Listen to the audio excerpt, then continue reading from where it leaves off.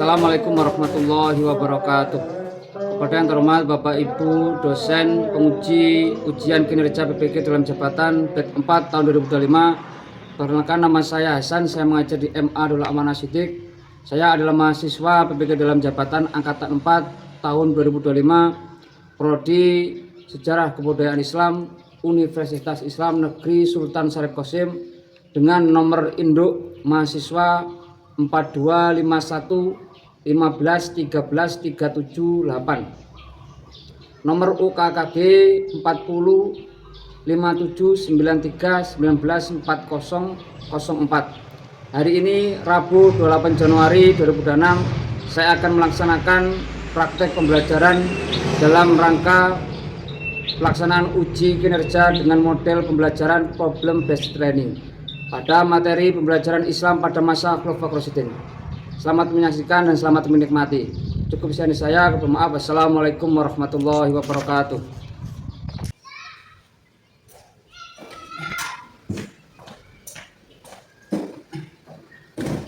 Assalamualaikum warahmatullahi wabarakatuh. Waalaikumsalam warahmatullahi wabarakatuh. Selamat pagi anak-anak. Sebelum kita mulai pembelajaran, mari kita berdoa. Doa akan dipimpin oleh ketua kelas. Jaga sebelum belajar, marilah kita berdoa. Berdoa mulai. Bismillahirrahmanirrahim. Nawaitu ta'atuma di negeri Allahi wa ibadil ladhi an-nafsi wa khairihi wa lihiyatikini wa lisyukri nikmati biniyati sadiqatin anta wa kulli Rabbi sholli salli wa yassirli amri wa hlul 'uqdatam min lisani yafqahu qawli. Allahumma ta'alina futuhal arifin wa alimna fahman nabiyyin wa hikmal mursalin wa ilman malaikatil muqarrabin bi rahmatika ya arhamar rahimin.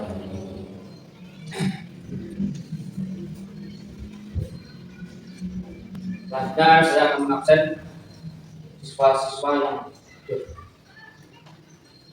Pertama, Alfiana Pratiwi.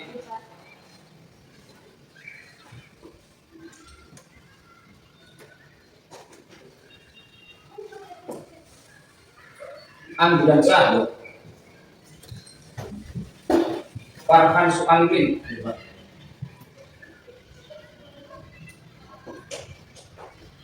Hendra Setiawan. Karim Nurul Hidayat. Lina Fadila M.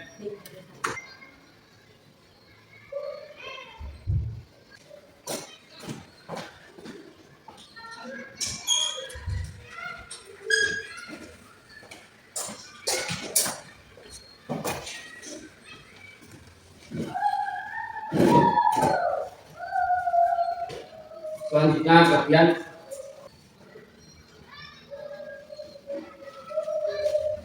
gini, sudah sarapan anak-anak? Sarapan. Saya belum sarapan.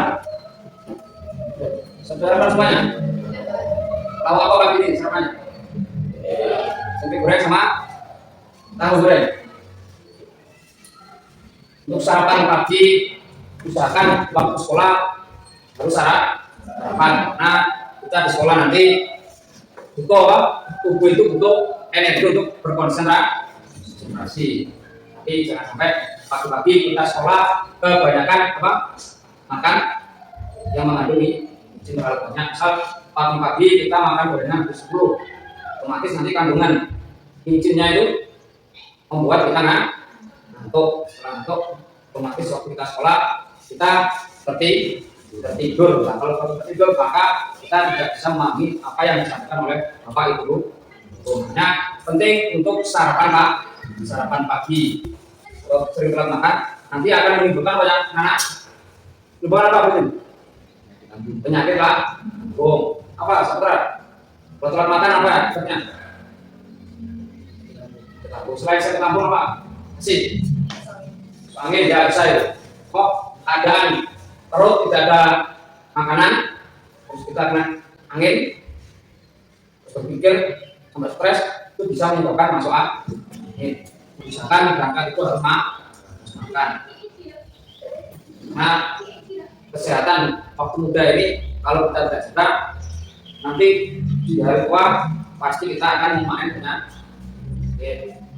serta pada waktu muda ini kita mau menjaga kesehatan, pasti besok pas kita sudah usia 30 ke atas kita akan main dengan penting untuk menjaga kesehatan di waktu muda. Untuk pelajaran kemarin kita belajar tentang apa anak? Tentang Nabi Muhammad di Mekah, periode Mekah. Sebelum periode Mekah kita pas sebentar. Materi kita pada siang hari ini adalah Khalifah Rasyidin, keempat Khalifah Rasyidin. Tapi sebelum itu kita flashback dulu tentang beberapa peristiwa sebelum ada yang namanya apa? Peristiwa Fathu Mekah dan peristiwa hijrah kanjeng Nabi dari Makkah ke Madinah. Juga ada peristiwa pemboikotan kanjeng Nabi. Itu adalah beberapa peristiwa besar, perang Badar, perang apa lagi? Dan beberapa perang dan perang Badar. Soal ini kenapa yang dimaksud perang Badar soal ini? Makan. Perang antara kaum Islam dan kaum Quraisy. Itu belum belajar. Tuh. Nah, misalkan malam hari sebelum kita berangkat sekolah membaca materi sekolah biar paginya kita itu memiliki ide tentang pelajaran yang akan kita pelajari. Jangan sampai kita sekolah itu tidak membawa bekal pikiran. Kan kalau malam itu belajar supaya kita paginya itu punya ingatan pandangan tentang pelajaran. Kemudian mungkin ada juga peristiwa Fathu Mekah. Pak Najika jelaskan Najika apa itu peristiwa Fathu Mekah?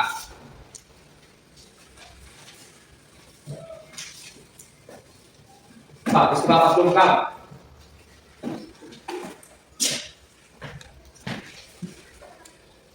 Dibuka sambil ingat-ingat peristiwa Fathu Mekah. Ada yang bisa jawab apa itu peristiwa Fathu Mekah? Ya, Odin. Fathu Mekah adalah peristiwa pembebasan kota Mekah oleh kaum muslimin. Kaum muslimin datang dengan 10.000 pasukan untuk menduduki Mekah. Peristiwa tersebut terjadi pada tahun 8 Hijriah atau 625 Masehi. Fathu Mekah dipicu oleh pengkhianatan kaum kafir Quraisy terhadap perjanjian Hudaybiyah. Secara garis besar, latar belakang terjadinya peristiwa Fathu Mekah adalah sebagai berikut. Coba lagi apa itu peristiwa Fathu Mekah? Fathu Mekah adalah peristiwa pembebasan kota Mekah oleh kaum muslimin. Apa pasukannya? Jadi 10.000 pasukan. 10 pasukan. Kemudian ada pertumpahan darah atau cuma ada negosiasi? Coba jelaskan gitu. Ada peristiwa Fathu Mekah itu ada peristiwa pertumpahan darah atau cuma ada negosiasi penjaminan keselamatan. Lalu flashback tentang pelajaran kemarin tetap apa anak dihafal makan. Kalau saya pernah belajar tip-tip ketika kita belajar buku maupun pelajaran lain supaya kita tetap ingat, tetap hafal alurnya. Itu kita baca, misal kita baca tentang Islam periode Islam Arab pra-Islam, kita baca materinya, pahami dari awal sampai akhir. Setelah itu kita buat namanya bagan. Tuh, bagan. Tak ingat kita buat bagan supaya kita paham materi Arab pra-Islam. Kemudian kalau bisa anak supaya kita nggak lupa, itu kita apa? Sering-sering kita bercerita. Misal Saputra, ini belajar tentang ilmu fikih. Setelah belajar ilmu fikih, baca, dipahami, disampaikan ke akhir kelasnya, kemudian dipraktekkan. Itu perkara-perkara itu akan mudah kita ingat. Contoh yang sering kita ingat itu pasti apa? Perkara bahwa misal wudhu, kalau kita belajar materinya apa? Wudhu, sholat itu materinya apa? Banyak. Tapi kita prakteknya cuma 5 menit. Nah, ilmu haji materinya sedikit tapi prakteknya sampai 10 bulan. Perbedaan yang pernah saya pelajari. Kalau ilmu thaharah, ilmu sholat itu materinya banyak, tapi kalau dipraktekkan hanya 5 menit. Dan kita lanjut ke inti pembelajaran hari ini tentang Khalifah Rasyidin.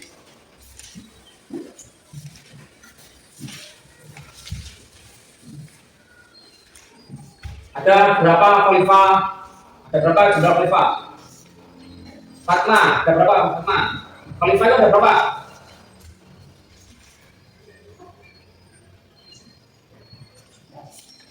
Ada 5 atau ada berapa?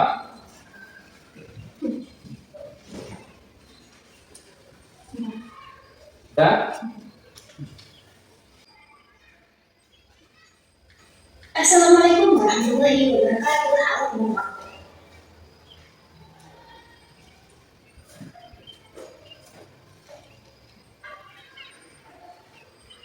Khalifah itu ada 4. Perkembangan Islam pada masa Khalifah Rasyidin.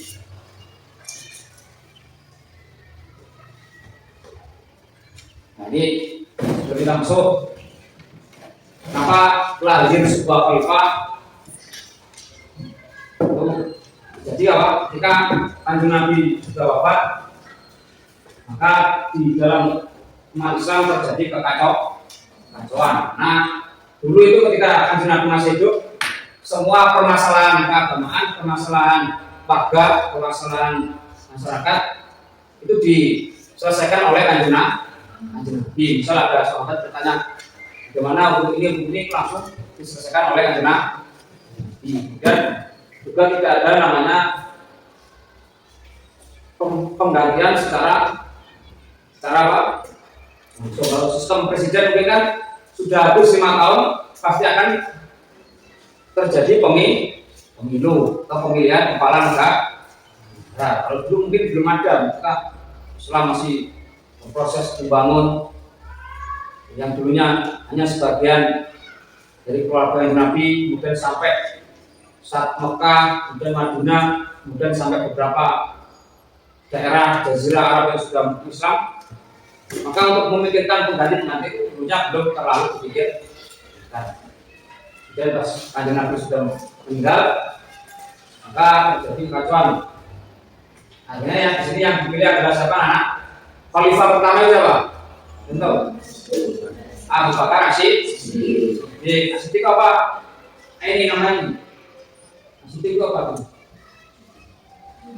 Yang jujur, mawan, pengusaha yang dermawan, punya uang berapa disebutkan. Sampai dulu pas mau perang apa butuh dana, sahabat-sahabat itu sampai anak rela hartanya itu dikasihkan ke Islam supaya dibuat modal untuk berperang. Tapi sama Nabi tidak boleh semuanya, kalau bisa ya cukup apa? Separuh dan semuanya, karena pasti apa? Keluarga anak itu pasti juga membutuhkan uang.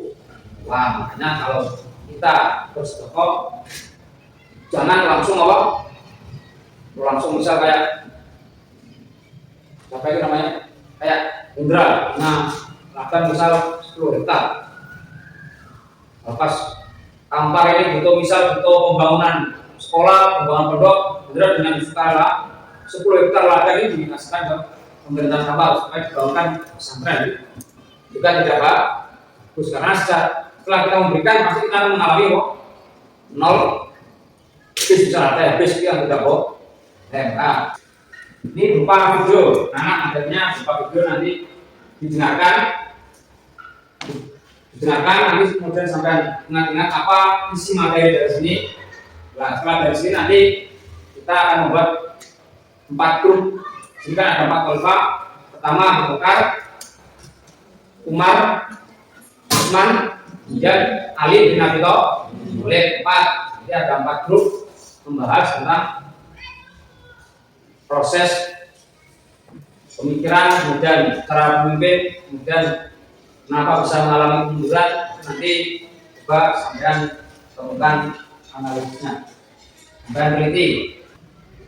Kali ini kita akan membahas artikel 10 mendesak sederajat bab 4 tentang perkembangan Islam masa Khulafaur Rasyidin. Yang harus teman-teman ketahui bahwa Rasyidin ini terdiri dari 4 orang, adalah yang pertama Abu Bakar As-Siddiq, Umar bin Khattab, yang kedua Utsman bin Affan, dan yang keempat Ali bin Abi Thalib. Pembahasan kita pada materi kali ini akan dimulai dengan biografinya, dan yang kedua pemanfaatannya sebagai primat, dan yang ketiga ada substansi atau strategi dakwah yang dilakukan masing-masing khalifah dari masa itu. Yang pertama, Khalifah Abu Bakar As-Siddiq. Abu Bakar diriwayatkan tahun setelah Abu Hijrah yang berdekatan dengan tahun kelahiran Rasulullah. Nama asli Abu Bakar adalah Abdullah dan juga dijulukan Abu Bakar. Bakar adalah nama Bakar yang masih muda. Nama lengkapnya adalah Abu Bakar bin Abi Bakar bin Murrah bin Ka'ab bin Lu'ay bin Walid bin Hiyad. Masa kepemimpinan Abu Bakar yang sangat singkat, yaitu 2 tahun 3 bulan 10 hari. Pemantauan Abu Bakar As-Siddiq. Tatkala versi Al-Kabar tentang kembali Rasul, kaum muslimin diikuti pertimbangan tentang siapa pengganti pemimpin mereka. Saat itu, kaum Ansar terbagi menjadi 2 golongan besar, Aus dan Khazraj. Mereka berkumpul di Saqifah dan Sa'idah, sebuah balai atau tempat pertemuan, bermaksud untuk memilih pengganti Rasulullah dari kalangan mereka dan itu saat beribadah. Sedangkan kaum Muhajirin menunjuk Abu Bakar sebagai kandidat pengganti Rasul. Setelah mereka berunding, maka diputuskanlah yang menjadi pengganti Rasul utama mengatur administrasi negara. Dengan mencontoh administrasi yang sedang berkembang di Persia, Umar bin Khattab mengatur pemerintahan menjadi 8 provinsi, di antaranya adalah Mekah, Madinah, Syria, Jazirah, Basrah, Kufah, Palestina, dan Mesir. Yang selanjutnya adalah penguatan undang-undang. Pada masa Umar, mulai diterbitkannya undang-undang perundangan mengenai ketertiban pasar, ukuran dalam jual beli, dan mengatur kebersihan di dalam pasar. Misalnya Dr. Rasul pada Abdul Manaf. Utsman bin Affan termasuk pesan digunakan Khalifah Balun atas kebijakan Abu Bakar. Utsman bin Affan diberikan menjadi khalifah pada hari Senin 28 Dzulhijjah tahun 23 Hijriah. Utsman bin Affan dibaiat hari Senin 28 Dzulhijjah tahun 23 Hijriah. Mulai menjalani tugas kekhalifahan pada bulan Muharram tahun 2024 Hijriah. Assalamualaikum warahmatullahi wabarakatuh. Terus untuk materi bab 4 perkembangan Islam pada masa Rasulullah sudah selesai. Sebelum kita membagi kelompok, kita berdiri dulu. Jadi kita relaksasi. Kita tidak tegang.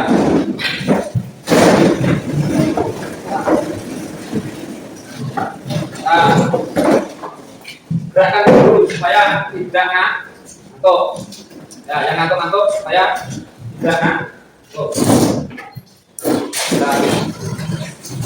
Nah, tangannya gerak-gerakan supaya aliran dalam tubuh kita berjalan. Meskipun kita tidak pernah merasakan aliran darah. Nah, gerak-geraknya. Nah, supaya tidak ngantuk. Dan dia membuat 4 kelompok. Berapa ya? Jadi ada yang 4, ada yang 3. Ada yang 4, ada 3. Bagi. Satu grup 4 meja. Ini kelompok Abu Bakar. Tulis di sini. Tulis ya, kelompok Abu Bakar. Yang kedua kelompok Umar bin Khattab. Baca caranya. Kelompok ini Utsman dan kelompok Ali bin Abi Thalib. Dari Prof. profil, kemudian apa tadi mau? Substansi, cara pengangkatan, sampai teliti apa yang bisa sampai temukan di situ, kemudian apa yang menjadi kendala bisa terjadinya kekacauan kepemimpinan daripada para khalifah. Sampai teliti pertama profilnya, kemudian gagasannya, kemudian penyebab dari kehancuran atau kemunduran dari kepemimpinan para khalifah. Itu ya, tulis. Mungkin pertama biografinya apa, dan kedua gagasannya, kemudian temukan apa yang menjadi kemunduran atau kekalahan dari para khalifah. Dibaca, dicari, ya, baca. Ini nanti setengah jam. Ada yang membaca, ada yang menulis supaya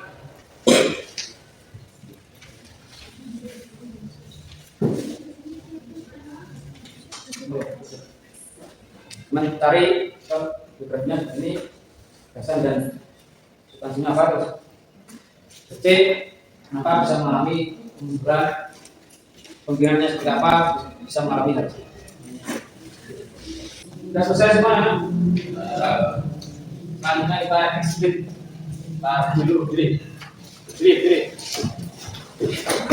Kalau pada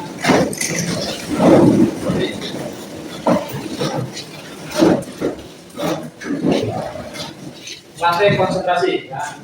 Ini supaya tidak terlalu jenuh. Satu, ini ya. Satu, kedua, ketiga, Sindra, untuk kita. Kita tes konsentrasi.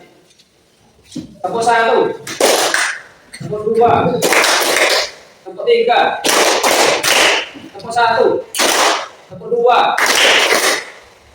Salah, yang sudah kita serang. Tepuk tiga, tepuk dua, tepuk satu, tepuk tiga, tepuk dua, tepuk satu, tepuk tiga, tepuk dua. Duduk. Sekarang untuk hasil diskusi kita tentang politik, setiap satu orang menyampaikan hasil dari hasil diskusinya. Satu orang berdiri menyampaikan hasil diskusinya. Orang dari kelompok pertama, Abu Bakar. Siapa yang mau ambil? Wah, berdiri. Berdiri disampaikan hasilnya. Wah, kita.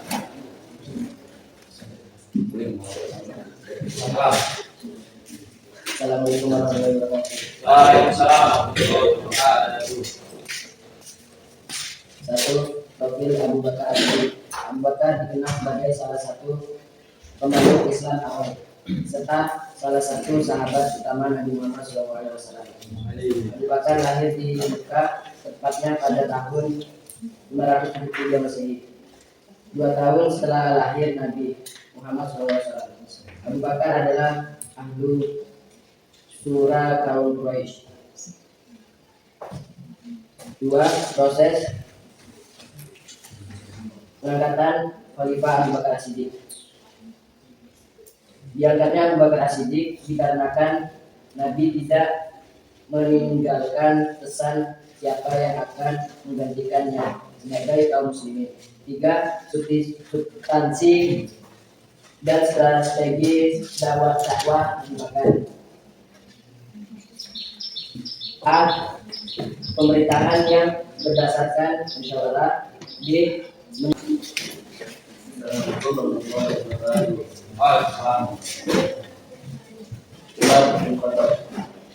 Kelahiran Umar bin Khattab, nama lengkap Umar bin Khattab bin Zubair bin Abi Udas bin Ribah bin Abdullah bin Mubarak bin Gaza bin Adi bin Kab. Umar bin Khattab dilahirkan pada tahun 585 tempat asli di Mekah. 14 tahun sekitar kelahiran Nabi Muhammad SAW.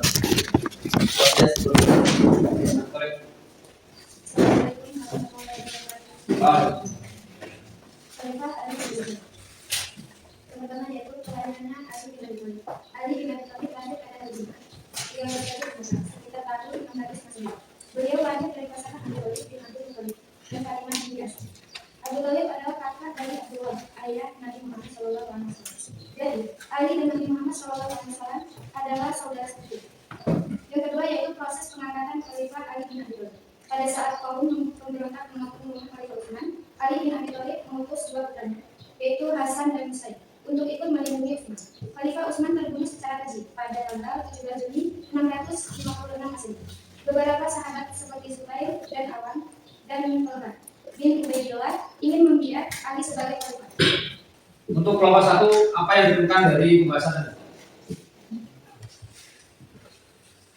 Hal-hal yang bisa diungkap dari kelompok 1 disampaikan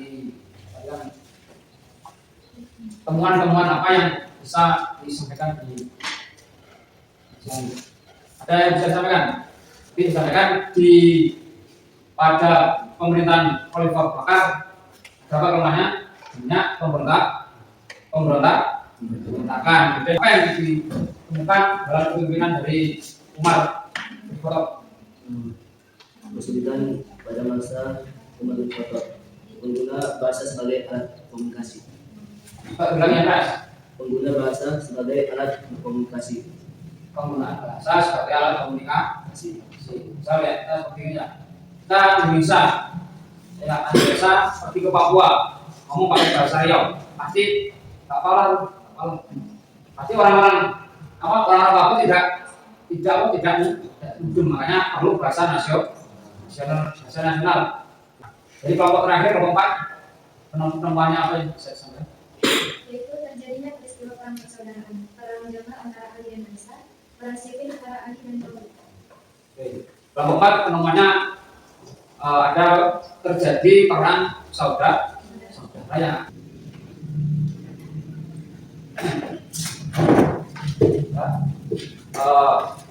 Alhamdulillah untuk materi kita masa kemungkinan Khalifah Rasyidin sudah berakhir. Semoga kita mendapatkan ilmu yang manfaat, dan semoga besok itu pengetahuan bisa membawa kita ke tempat yang enak, tempat yang baik. Untuk anak didik perlu semangat belajarnya, jangan malas-malas karena masa muda ini tidak akan kembali kedua kali. Kehidupan ini cuma sekali, kalau kita hidup pasti akan menuju kematian. Ada namanya setelah mati hidup lagi, kecuali orang-orang Hindu atau Buddha yang memiliki paham reinkarnasi. Kita kalau sudah hidup pasti akan mati. Kata Guru Nafsin dari Kotumah, kita akan mengalami kematian. Maka mumpung masih muda, perbanyak belajar, perbanyak pengalaman supaya kelak kita besar mendapatkan pengalaman yang banyak. Cukup dari saya. Maaf. Assalamualaikum warahmatullahi wabarakatuh. Pak penutup akan dipimpin kepala kelas. Kepala kelas. Karena sudah cukup belajar pada siang hari ini dengan bacaan doa awal asli. Mulai. Bismillahirrahmanirrahim.